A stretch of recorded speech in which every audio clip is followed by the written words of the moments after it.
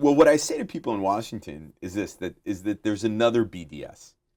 The other BDS is BB derangement syndrome. Right. Is that everything? The original one is boycott, divestment, and sanctions. And the other one that afflicts a lot of people in Washington is the BB derangement syndrome. Right. Is that all bad things in Israel are a result of Prime Minister Netanyahu's cynicism, dishonesty, et cetera, et cetera, et cetera. Right. I'm willing to believe that he is cynical. I'm willing to believe that he's dishonest. I'm willing to believe that he has a trust deficit with almost everybody. Mm-hmm. But there's also politics in Israel. Yes. And my sense is that if Netanyahu were to go away and there would be an election, probably you'd get another right of center coalition. One maybe more stable, maybe one not dependent upon Bezalel Smotrich and Itamar Ben-Gvir, because you'd be able to pull in some others. But I don't think you're going to have, as I think the Biden administration fantasized, that if Benny Gantz were the guy, that you would have the kind of fundamental shift on Gaza, fundamental shift on the West Bank, fundamental shift on those like kind of core issues.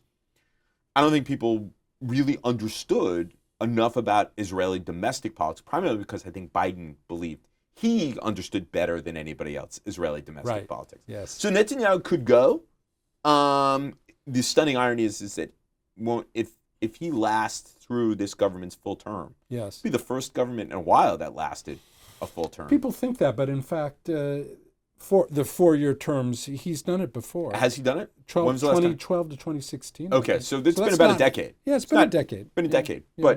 But so I think that he's already the longest serving. Yeah. Oh no. Yeah. Longest serving. But you're right. I mean, both these guys, Erdogan and Netanyahu, have kind of surpassed the great men of either country. Right. Erdogan has served longer than Ataturk. Oh, for sure. And Netanyahu longer than Ben-Gurion. Ataturk, died young in his because he drank 50s. himself to death almost. Yeah. So I think you're probably likely to get a right center right, whatever you want to call it, coalition in Israel if there were a new election. I just, I don't see Yair Golan, making that huge leap. I don't see Yair Lapid, who has sort of moved to the left, capturing enough. Plus, he'd need parties on the right. Right. Yes, of course. And I don't think Gantz is a very good politician.